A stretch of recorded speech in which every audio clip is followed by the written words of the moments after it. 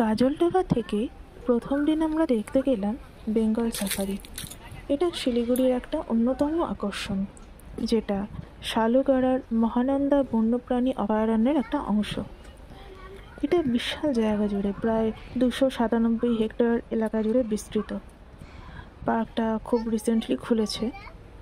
আর এখানে ভেতরে চিড়িয়াখানাও আছে। প্রবেশ মূল্য 50 টাকা প্রতিজন। অনলাইনে টিকিট কেটে আসতে পারেন বা এখানে এসেও কাটতে পারেন, কিন্তু শীতকালে আসলে সাজেস্ট করব আগে থেকে সব বুকিং করে আসতে, কারণ শীতকালে সবাই আসতে বেড়াতে, তাই জন্য টিকিট ফুরিয়ে যাওয়ার সম্ভাবনা থাকতে পারে। আর এখানে আসলে অবশ্যই সাফারি করবেন, গ্র্যান্ড সাফারি বুক করবেন। আর কিভাবে টিকিট বুক করতে হয় সেটাও দেখিয়ে দেবো। অনলাইনে করতে হয়। গ্র্যান্ড সাফারিটাই সবচেয়ে ভালো। ওখানে অনেক বিভিন্ন রকম জোন আছে, সেগুলো সবগুলো কভার করবে। এখানে ওদের ঘুরিয়ে দেখানোর জন্য অনেক রকম বাস রয়েছে, সেই বাসগুলোতে করে ওরা ঘুরিয়ে দেখায়। বেশ সুন্দর। এখানে শীতের দিন আসলে তো ডিসেম্বর জানুয়ারি মাসে খুব ভিড় হয়। ফেব্রুয়ারি নভেম্বর এরকম টাইমে এলে বা ওইদিকে অক্টোবর এরকম টাইমে প্লেজেন্ট ওয়েদার থাকে, বাদ বাকি গরমকালে অত ভিড় হয় না। সুন্দর, বিশাল বড় জায়গা এটা, বেশ ভালো। ভেতরে চিড়িয়াখানাও আছে, বিভিন্ন রকম ক্যাট আছে, সেগুলো আস্তে আস্তে ঘুরিয়ে দেখাবো। এখানে কিন্তু নো স্মোকিং, নো প্লাস্টিক এরকম জোন। ভেতরটা আসলে কিন্তু পরিষ্কার পরিচ্ছন্নভাবে থাকতে হবে, আর পশু পাখিদের বিরক্ত করা যাবে না। বিশাল বড় জায়গা। এখানে বিভিন্ন জায়গাতে ম্যাপ দেওয়া আছে যে কোথায় কি আছে। আর অনলাইন টিকিটে যে পোর্টাল আছে সেখানেও দেখিয়ে দেবো কীভাবে বুক করা যায়। এই যে এখানে ক্যাটগুলো, বিভিন্ন রকম লেপার্ড ক্যাট, জাঙ্গল ক্যাট, অনেক রকম ক্যাট রয়েছে। লেপার্ড ক্যাটটা তো খুব সুন্দর, আস্তে আস্তে দেখাবো সব। বেশ ভালো, আমাদের তো খুবই ভালো লেগেছে। আর বেস্ট পার্ট হচ্ছে এখানকার গ্র্যান্ড সাফারি, ওটা কিন্তু করতে ভুলবেন না। আস্তে আস্তে আমরা জুয়ের দিকে এগোলাম। ফার্স্টেই দেখাচ্ছে ফেলিস চাউস, মানে হচ্ছে জঙ্গল ক্যাট। ফেলিস চাউস হচ্ছে জঙ্গল ক্যাটের সায়েন্টিফিক নেম। দুপুরবেলায় দেখছিলাম, ওই জন্য এরা খেয়ে দিয়ে ঘুমোচ্ছিল। এরকম গুড়ির মতো করে দেওয়া আছে যাতে ওরা ভালো করে ঘুমোতে পারে। ভেতরে ঘরও আছে। এই জুটা কিন্তু সাফারির পরে, ঠিক জুয়ের আগে আগে নামিয়ে দেয়। সাফারির পরে দেখতে পারেন, কিন্তু আমরা আগে পার্কটা ঘুরে দেখছিলাম, তখন জানতাম না, ওই জন্য বেশ অনেকটা টাইম নিয়ে ঘুরে দেখে নিলাম, একদম ফাঁকা নিরিবিলিতে। আপনারাও চাইলে আগে জু দেখে নিতে পারেন। সেক্ষেত্রে জুতে নামবেন না, পরে একদম এগিয়ে যেখান থেকে উঠেছিলেন পিক আপ পয়েন্টে সেখানেই ড্রপ করতে বলবেন, ড্রাইভার কাকু ড্রপ করে দেবেন। এটা হচ্ছে লেপার্ড ক্যাট। এটা কিছু একটা খুঁজছিল। এটা বেশ বড় দেখতে। এই ক্যাটগুলো তো খুব ভালো লাগে, এখানে খুব সুন্দর করে রেখেছে ওদের। এরা জঙ্গল ক্যাট, ওইটাকে আলাদা করে রেখেছে, নতুন এসেছে হয়তো। এখানে এরকম বিভিন্ন রকম জঙ্গল ক্যাট, হরিণ, আরও অনেক কিছু আছে। এই যে হরিণগুলো, এইগুলো দেখে নিতে পারেন আগেই বা সাফারির পরে যখন ইচ্ছে। আর একটা ক্যাট এখানে। গুড আফটারনুন বন্ধুরা, আমাদের ট্রিপের আজকে 3rd দিন। তো আমরা চলে এসেছি আজ শিলিগুড়ির বেঙ্গল সাফারিতে। তো ফার্স্ট একটা ইনফরমেশান দিয়ে রাখি আপনাদের সবাইকে। তো বেঙ্গল সাফারিতে আসতে গেলে কিন্তু আপনাকে অনলাইন টিকিট বুক করতে হবে, ঠিক আছে? তো আপনার এন্ট্রি টিকিট অনলাইনে পেয়ে যাবেন আপনি, অ্যালং উইথ দ্য গ্র্যান্ড সাফারির টিকিট। তারপরে যে অনলাইনে যে কিউআর কোডটা দেবে সেইটাকে আপনি প্রিন্ট আউট বের করে আনবেন, দুটোই, এন্ট্রি টিকিট আর গ্র্যান্ড সাফারির টিকিট। এনে আপনি যদি এখানে যে এন্ট্রি গেটে যে কাউন্টারে দেন, তো ওরা আপনাকে ওর এগেনস্টে একটা স্লিপ দেবে। তো এই স্লিপে আপনার সাফারির যে bus number, seat number, everything mention করা থাকবে। আর আপনি যখন টিকিট বুক করবেন গ্র্যান্ড সাফারির টিকিট অনলাইন পোর্টাল থেকে, তখন আপনি কোন টাইমে সাফারিটা করছেন, তো এখানে লাস্ট সাফারি হয় 4টা থেকে 5টা। তো আমরা ওটাই নিয়েছি, তো আমরা এখনও ওয়েট করছি। তো তাড়াতাড়ি চলে এসেছি একটু ঘুরবো বলে। তো আপনারাও ওখানে সব স্লট বুক করতে পারেন, ঠিক আছে? সকাল 9টা থেকে স্টার্ট হয়, বিকেল 4টে অবধি লাস্ট সাফারি হয়। তো আপনারা ওখানে সাফারির টাইমিং অ্যান্ড স্লট বুক করে নিতে পারেন। করে এখানে ওই যে আপনার যে পেজটা থাকবে সেইটা ডাউনলোড করে এনে কাউন্টারে দিলে ওরা আপনাকে বাস নাম্বার, সিট নাম্বার সব দিয়ে দেবে। তাছাড়াও দেখতে পাচ্ছেন এখানে কিছু আছে অ্যাডভেঞ্চার্স পার্ক। তো এখানে long zip line, short zip line, কিছু অ্যাডভেঞ্চার্স আছে। তো এই সমস্ত টিকিটও আপনি অনলাইনে পেয়ে যাবেন। তো আজকে কেউ করছে না সেজন্য এখানে কিছু দেখাচ্ছে না, কিন্তু এইখানে এই যে এরকম আপনাকে আমরা ছবি দেখাচ্ছি, দেখুন যে এইরকম কিছু সব হাইকিং টাইপের কী সব আছে, অনেক সব অ্যাডভেঞ্চারাস স্পোর্টস, যারা খুব অ্যাডভেঞ্চার করতে ভালোবাসেন। তো এই সমস্ত কিছু অ্যাডভেঞ্চারের ডিটেলসও আপনি অনলাইন পোর্টালে পেয়ে যাবেন। তো আমি আমার চ্যানেলের যে ডেসক্রিপশান বক্স, সেখানে আমি আমার পোর্টালের লিঙ্কটা দিয়ে দেবো, যাতে আপনাদের খুঁজে পেতে অসুবিধা না হয়। তো এখন আমরা জাস্ট ওয়েট করছি সাফারির জন্য। একটা সুন্দর পার্কও দেখতে পাচ্ছেন, বাচ্চাদের পার্ক, কিন্তু আমি একটু পরে দোলনা চড়বো কারণ আমিও বাচ্চা।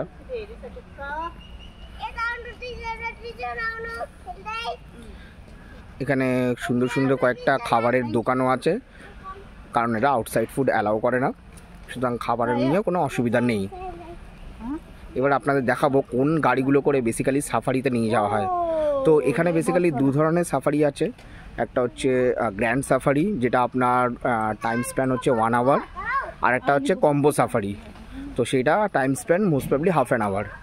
তো আপনারা যখন অনলাইন পোর্টালে বুক করবেন তখন ওখান থেকেই আপনারা সব কিছু দেখে শুনে নিয়ে বুক করে নিতে পারেন।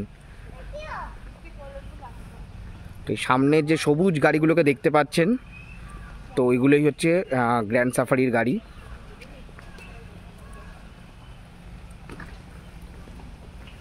এই যে দেখুন, এখানে সাফারি বাসের সিট অ্যালটমেন্ট করা হয়। এই যে দূরের যে সবুজ বাসগুলো দেখছেন, ওগুলো হচ্ছে গ্র্যান্ড সাফারির গাড়ি, ওগুলো করেই গ্র্যান্ড সাফারিতে নিয়ে যাওয়া হয়। এখানে একটা ছোটোখাটো পার্কও আছে।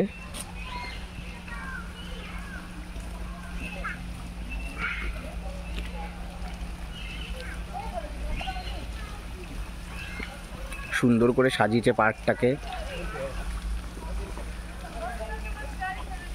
এই যে এই গাড়িগুলো হচ্ছে আপনার গ্র্যান্ড সাফারির গাড়ি।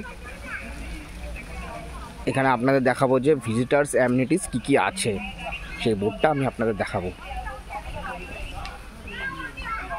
তো এটা হচ্ছে আপনার অ্যামিনিটিস বোর্ডটা, দেখে দিন। তো এত কিছু সব জিনিস এখানে আছে। ওকে, এই যে দেখুন গ্র্যান্ড সাফারির গাড়িগুলো দেখতেও বেশ সুন্দর।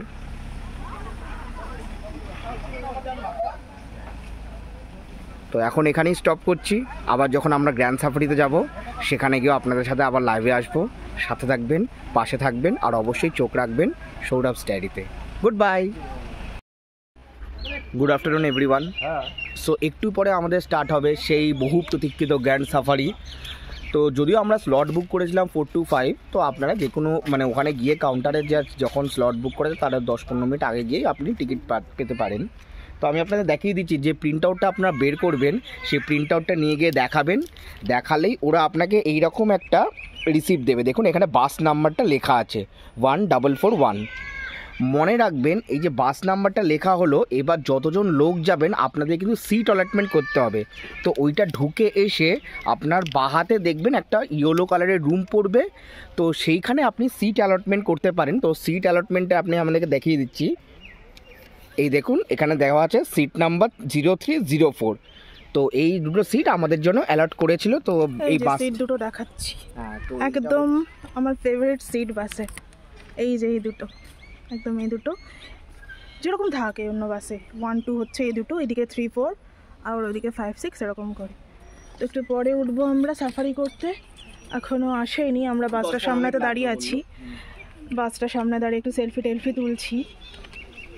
এখানে বাস নাম্বার, এই দেখুন বাস নাম্বার, এই যে বাস নাম্বার দেখে নেবেন, যেটা নাম্বার দেবে এখানে আরো অনেক বাসই আপনারা পেয়ে যাবেন। অনেক রকম অনেক বাস আছে, গ্রিন কালারের কিছু বাস আছে, কিছু আরো এটাই মাথায় রাখবেন যে যেই ডাউনলোড পেপারটা নিয়ে এসেছেন সেইটা নিয়ে আপনি ফার্স্টে কাউন্টার থেকে একটা রিসিপ্ট নেবেন, যেটা আপনাদের দেখালাম ফার্স্ট ছবিটা। তারপরে ইয়েলো কালারের একটা রুম আছে যেখানে অনেক জায়গাতে দেখবেন লেখা আছে যে সিট অ্যালটমেন্ট, বাস সিট অ্যালটমেন্ট, গ্র্যান্ড সাফারি ওটা সিট কিন্তু অ্যালটমেন্ট অবশ্যই করবেন, কারণ সিট অ্যালটমেন্ট না হলে কিন্তু আপনার বাস নাম্বার উইন্ডো থাকলেও সিট চাই, আপনাকে কিন্তু বাসে উঠতে দেবে না। উইন্ডো সিট না হলে কিন্তু না বাসে উঠতে দেবে হয়তো, কিন্তু না বাসে উঠতে দেবে না, সিট অ্যালটমেন্ট মাস্ট, বাস সিট অ্যালটমেন্ট করতে এটা হবে, কিন্তু মাথায় রাখবেন। বাসে আমি ওঠার আগে সমস্ত তাড়াহুড়ো। ডিটেইলস, বুকিং ডিটেইলস আমার ডেসক্রিপশনে দিয়ে দেবো আমরা। হ্যাঁ, সব আমরা ডেসক্রিপশনে দিয়ে দেবো যাতে কোনো অসুবিধা না হয়, অনেকের কনফিউশন থাকে এটা নিয়ে, তো সেটা যাতে না হয়। অনেক জায়গাতে দেখবেন ঢোকার মুখেই অনেক জায়গাতে, আর যে কাউকে জিজ্ঞেস করলেই বলে দেবে, অনেক জায়গাতে লেখা আছে সিট অ্যালটমেন্ট বলে, অনেকগুলো বিল্ডিংয়েই হচ্ছে। তো ওটা করে সবার আগে সিট অ্যালটমেন্ট করে নেবেন। আর যখন আপনাদের স্লট থাকবে তার অন্তত আমি সাজেস্ট করব প্রায় আধ ঘন্টা আগে গিয়ে কিন্তু এগুলো করে নেওয়া ভালো, অন্তত আধ ঘন্টা আগে, যে স্লটটাই বুক করেছেন। আর যেহেতু ওয়েডনেসডে সেই জন্য একটু তাড়াতাড়ি আমরা করে নিচ্ছি, শীতের বেলা তাড়াতাড়ি পড়ে যাবে, তো বলছি এরপর আর হবে না, তো আমরা 3টে থেকেই করে নিচ্ছি, এটাই হয়তো লাস্ট যাবে। তো ওকে, এরপরে দেখা হবে সাফারিতে। পড়ন্ত বিকেলের রোদে ঘন জঙ্গলের মধ্যে পথ ছিঁড়ে শুরু হলো আমাদের সাফারি।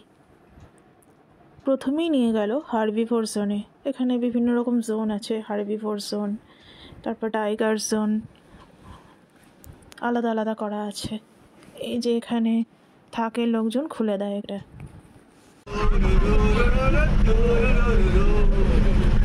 ये जो आपके सामने में दिखाई पड़ रहा है, ये जो चिड़ियाखाना है, जो ये लायन का है, लेकिन ये चालू ओपनिंग नहीं हुआ, ओपनिंग होगा 2025, वो भी मैं गारंटी से नहीं कह सकता हूँ, लेकिन বাসের ড্রাইভার কাকু কিন্তু খুব মজাদার, বেশ গান গেয়ে গিয়ে আমাদের নিয়ে যাচ্ছিলেন। পরন্ত বিকেলে সাফারি করতে যাওয়ার এই এক সুবিধে, আমরা প্রথমেই দেখা পেলাম এক পাল হরিণের। হরিণরা তখন নিশ্চয়ই বাড়ি ফিরছিল, আরও কাছ থেকে দেখাচ্ছি।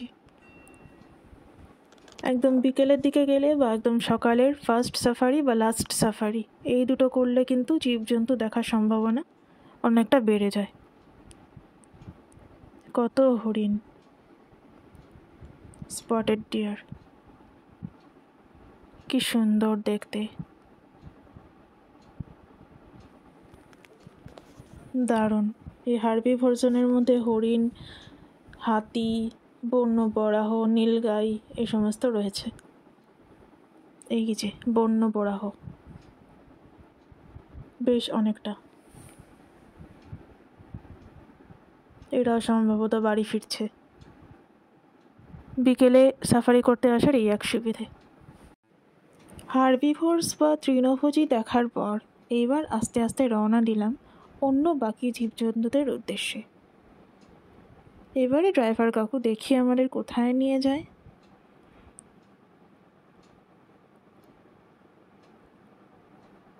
একটা গেট খুলে গেছে, আর একটা গেট রয়েছে।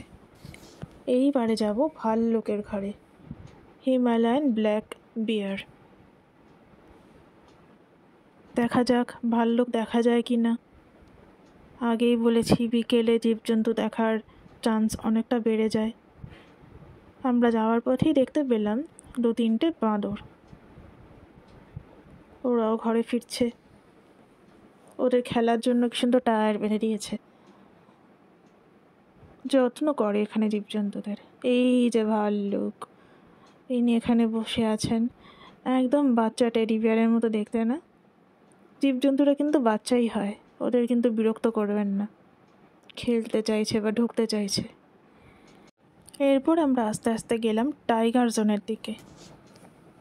প্রত্যেকটা জোনের এখানেই খাঁচা ঘেরা জায়গাতে লোক থাকে, এখানে ফরেস্ট ডিপার্টমেন্টের, তারা দরজা খুলে দেয়। ভেতরে দেখতে পেলাম প্রথমেই সাদা বাঘ। এই একটা সাদা বাঘ এখান থেকেই নিয়ে যাওয়া হয়েছে আলিপুর জুতে। যারা যারা আলিপুর জুতে গেছেন তারা দেখেছেন। এখানে ঘুরে বেড়াচ্ছে, এরই বন্ধুকে নিয়ে যাওয়া হয়েছে কিনা কে জানে। বিকেলবেলায় ঘুরে বেড়াচ্ছে, কি সুন্দর সাদা বাঘ। আর বাসের আমি যে সিটটার কথা বললাম, এটা পাওয়ার সুবিধা হচ্ছে সামনে থেকে, সাইড থেকে, সব দিক দিয়ে ভিডিও করা যায়। কি সুন্দর সাদা বাঘ। আর দেখলাম লেপার্ড। এই লেপার্ডটা বোধহয় নতুন এসেছে, কারণ ও খুব ভয় পাচ্ছিল। ভেতরে ওইদিকে আরেকটা লেপার্ড আছে। ওই যে খেলা করছে কি সুন্দর। ওদের অ্যাক্টিভিটিস করার জন্য বিভিন্ন জিনিসপত্র দেওয়া আছে ভেতরে, যাতে বসতে পারে ওরা, উঠে বসেও কিন্তু। কি সুন্দর লেপারটা, কি সুন্দর বসে আছে। কে বলবে যে এরা হিংস্র পশু? এরা হিংস্র কিন্তু না, মানুষই সবচেয়ে হিংস্র। এরা এদের মতো থাকে। ওই যে ওকে দেখছে, সুন্দর লেপার্ড।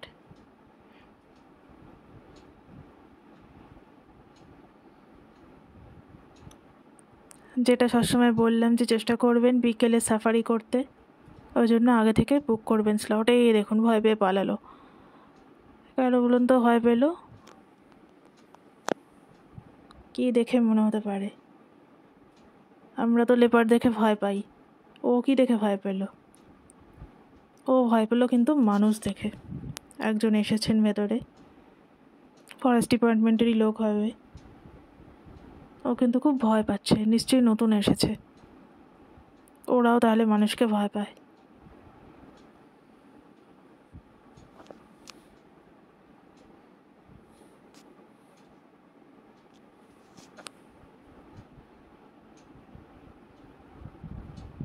এই যে ইনি এসেছিলেন, এনাকে দেখে কিন্তু পালালো।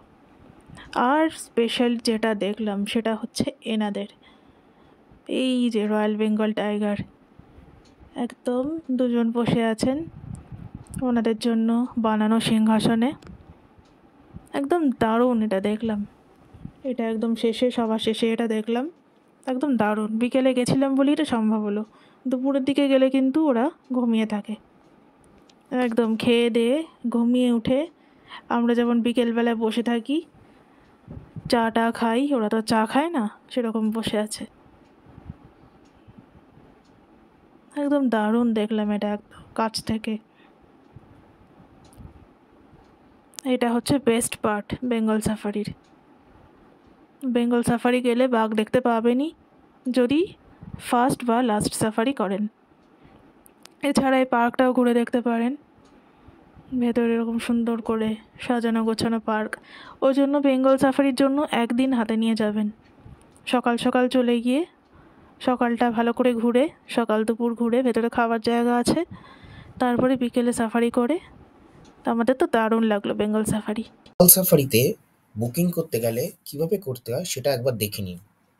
আপনার গুগলে গিয়ে ফার্স্টে বেঙ্গল সাফারি টাইপ করবেন, করলেই দেখবেন এই বেঙ্গল সাফারির যে অফিসিয়াল ওয়েবসাইট আছে north Bengal wild animals park, এখানে ক্লিক করে দেবেন। এখানে দেখবেন অপশন পাবেন বুক নাও। তো আপনি ধরুন আপনি 9 তারিখ বুক করবেন, আপনার নাম আর মোবাইল নাম্বার এখানে এন্ট্রি করে নেবেন। করার পর যখন নেক্সট করবেন তখন আপনি এখানে দেখতে আপনার কাছে ফার্স্ট একটা ওটিপি আসবে। তো আমার অলরেডি আগে খোলা ছিল, আমি লগ আউট করে আরেকবার আপনাকে লগ ইন দেখাচ্ছি। তো আপনি বুক নাও যখন করবেন, আপনি মোবাইল নম্বর দিলেন, নেক্সট করবেন, আপনার মোবাইল নাম্বারে একটা ওটিপি আসবে।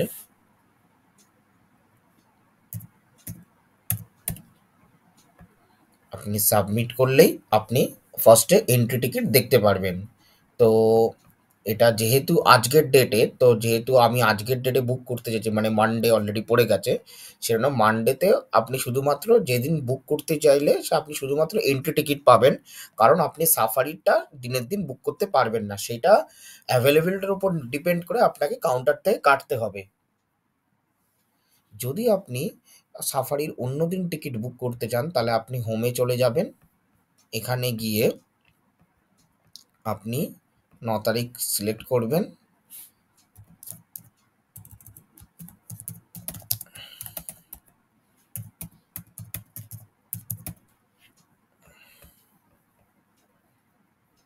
ওটিপি পাবেন।